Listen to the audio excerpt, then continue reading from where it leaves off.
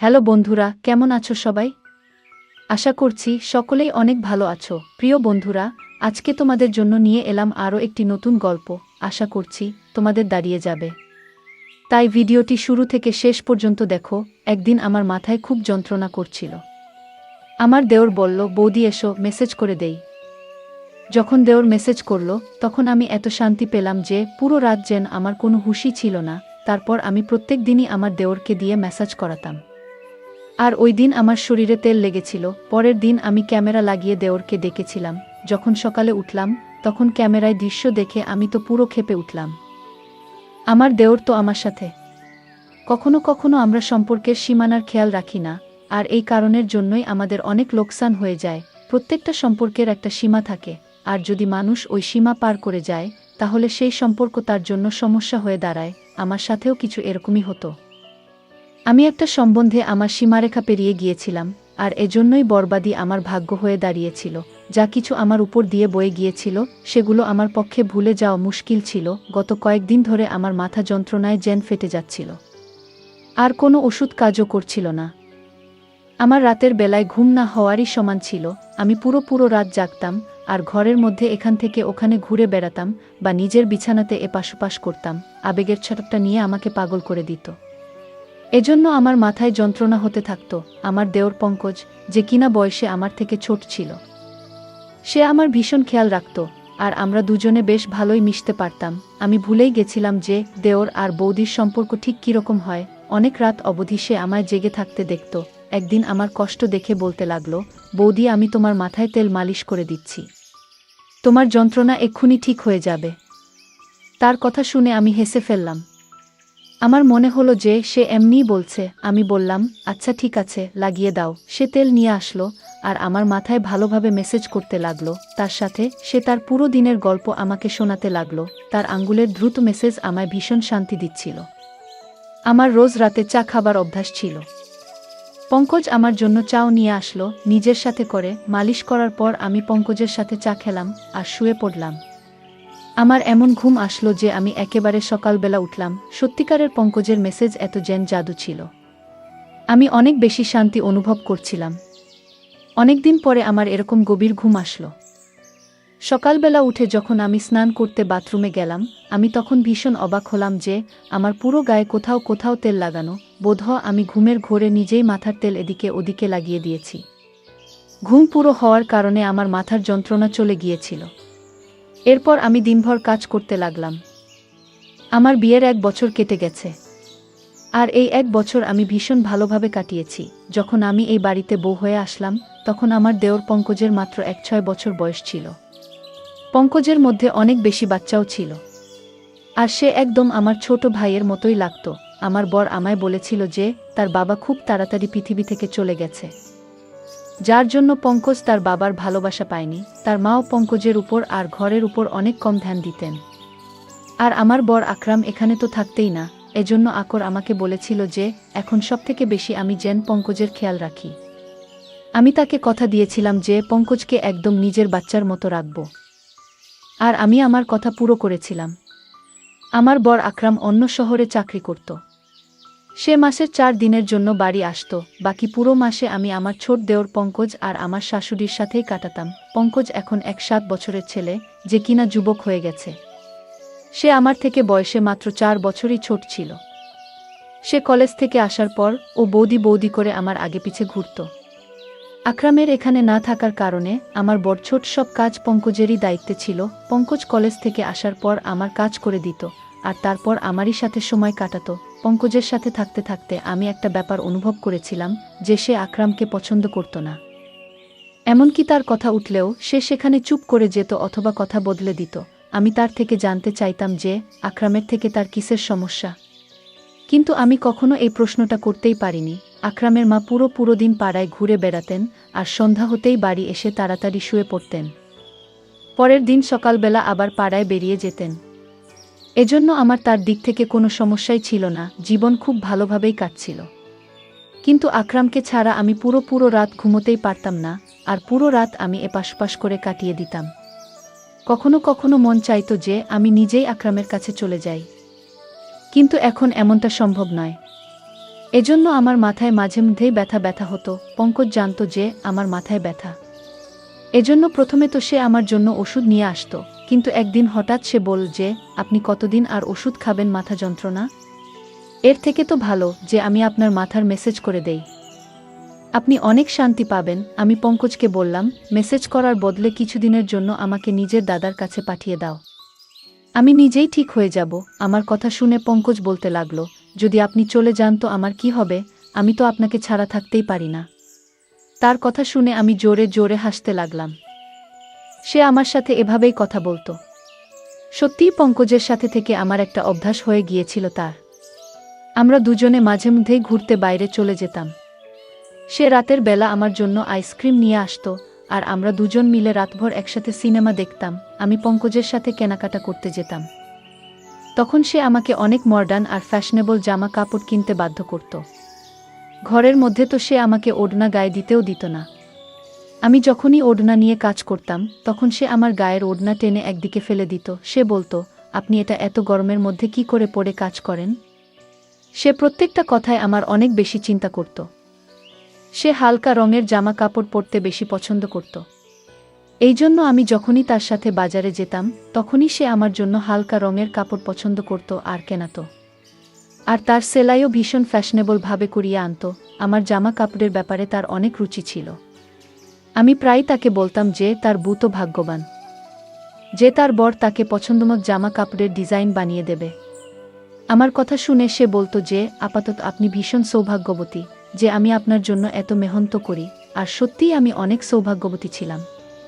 কেননা আমাকে সে কখনো কোনো কাজের জন্য না বলতো না। সে আমার অনেক জামা কাপড়েই ডিপ করে ডিজাইন দেওয়া গলা বানাত, বড় বড় পিঠের ডিজাইনও বানাত, যেগুলো মাঝে মধ্যেই আমার কোমর পর্যন্ত চলে যেত।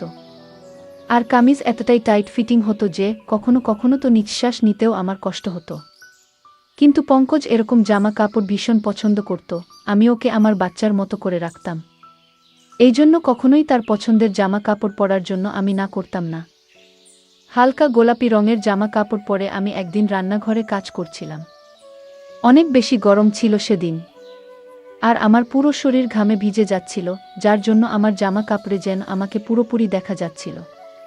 আর আমি ওড়না ছাড়া তাড়াতাড়ি খাবার তৈরিতেই মগ্ন ছিলাম। তাই হঠাৎই যখন সে পেছন দিক থেকে চলে আসলো আর আমাকে দেখে বলতে লাগলো, আজকে তো আপনি ভীষণ হট লাগছেন। ওর এই কথায় আমি লজ্জা পেয়ে গেলাম আর তাড়াতাড়ি আমার ওড়না খুঁজতে লাগলাম। তখনই সে বলতে লাগলো যে, আমি তো মজা করছিলাম বৌদি, আপনি আরাম করে নিজের কাজ করুন। আর সে রান্নাঘর থেকে চলে গেল। আকরাম যখন আমার সাথে দেখা করতে আসতো, তখন ওই কদিন পঙ্কজ আমার সাথে অনেক কম কথা বলতো।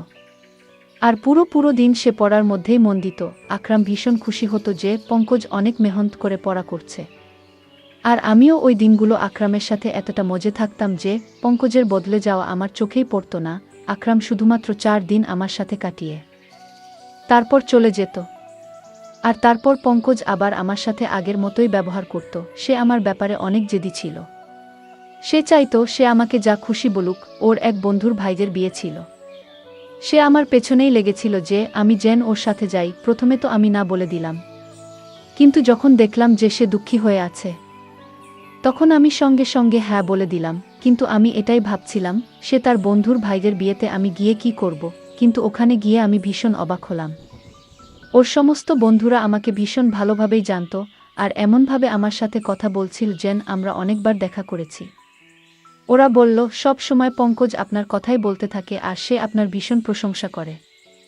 তারা সবাই আমার সাথে আবার দেখা করার জন্য জেদ করতে লাগলো, ইচ্ছা প্রকাশ করতে লাগলো। ফেরার সময় আমি পঙ্কজকে বললাম যে, তুমি তোমার বন্ধুদের আমার ব্যাপারে কি কথা বলেছ যে সবাই আমাকে এত ভালোভাবে চিনেছে?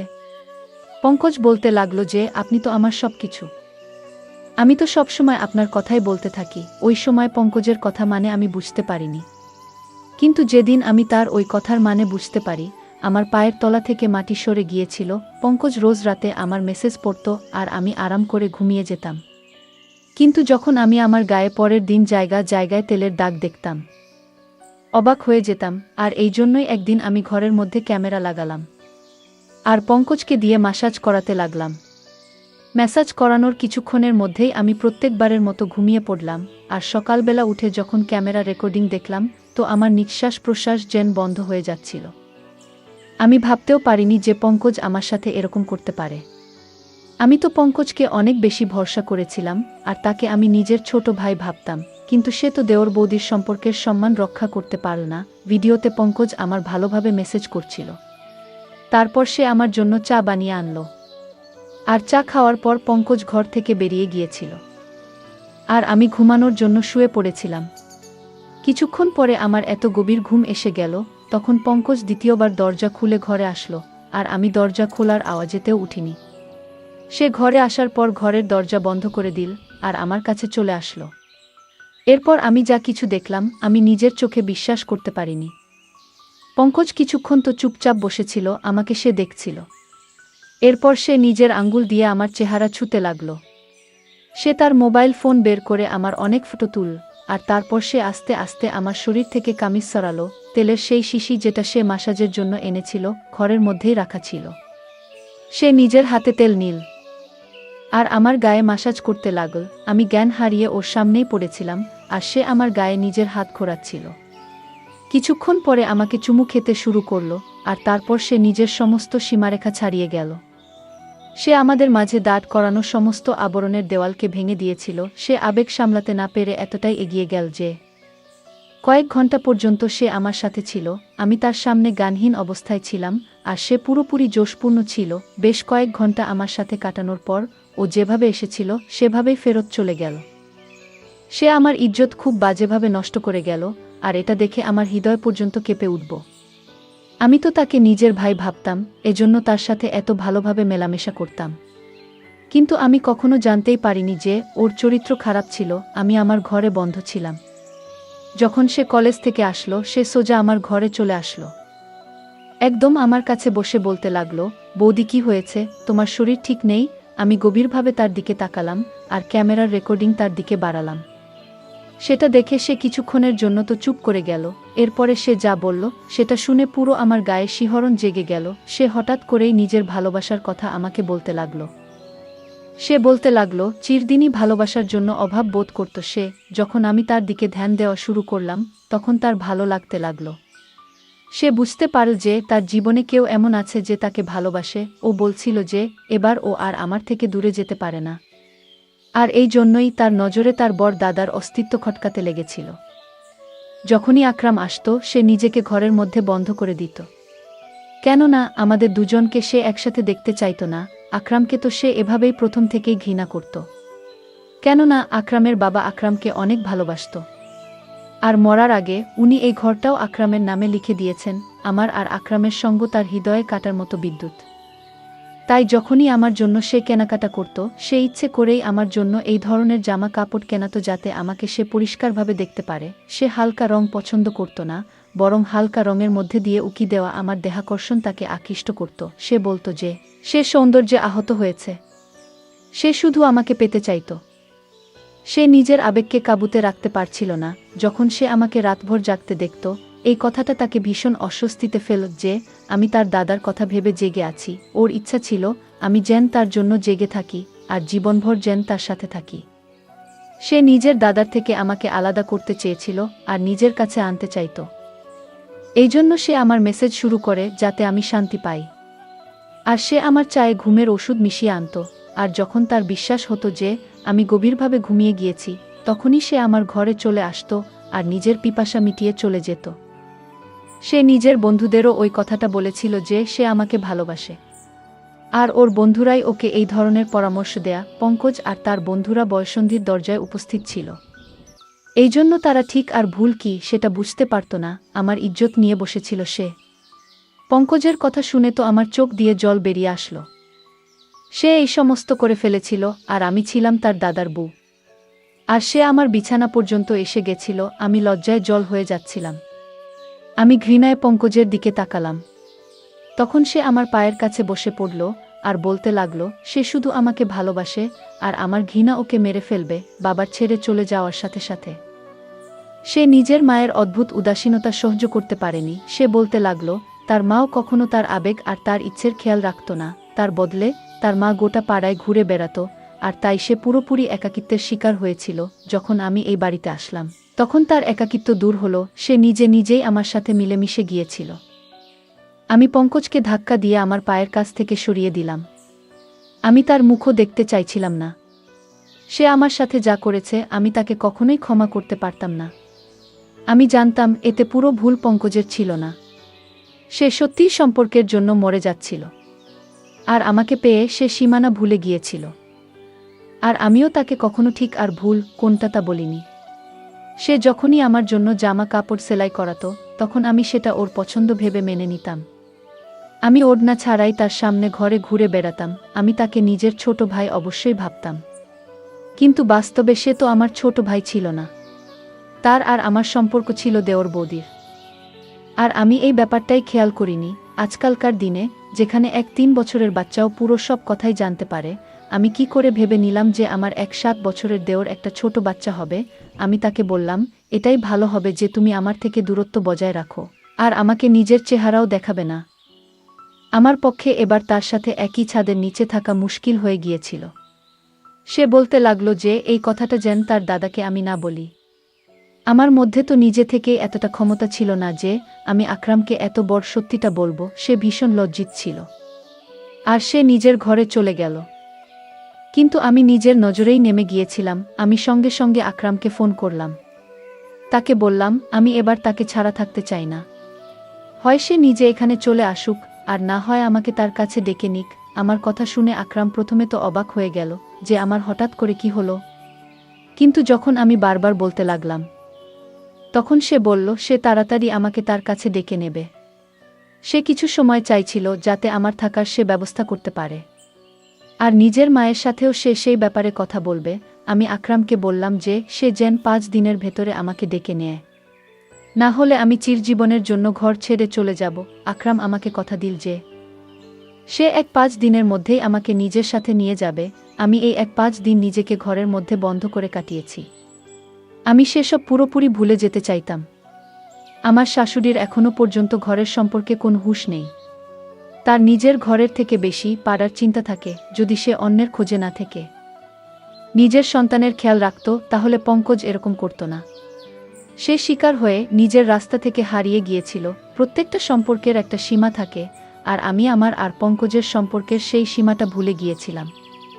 আর আজকে তারই ফল আমাকে ভোগ করতে হচ্ছে। আমি আমার সমস্ত পুরনো জামা কাপড় জ্বালিয়ে দিয়েছি। এবার আমি বুঝতে পেরেছি যে আমি এই বাড়িতে একজন বাইরের মানুষের সাথে আছি। আর আমাকে নিজেকে এবার থেকে আড়ালে রাখতে হবে। কখনো কখনো আমরা অনেক ব্যাপার ছোট ভেবে নিই, কিন্তু সেগুলো এতটাও ছোট হয় না যতটা নজরে মনে হয়।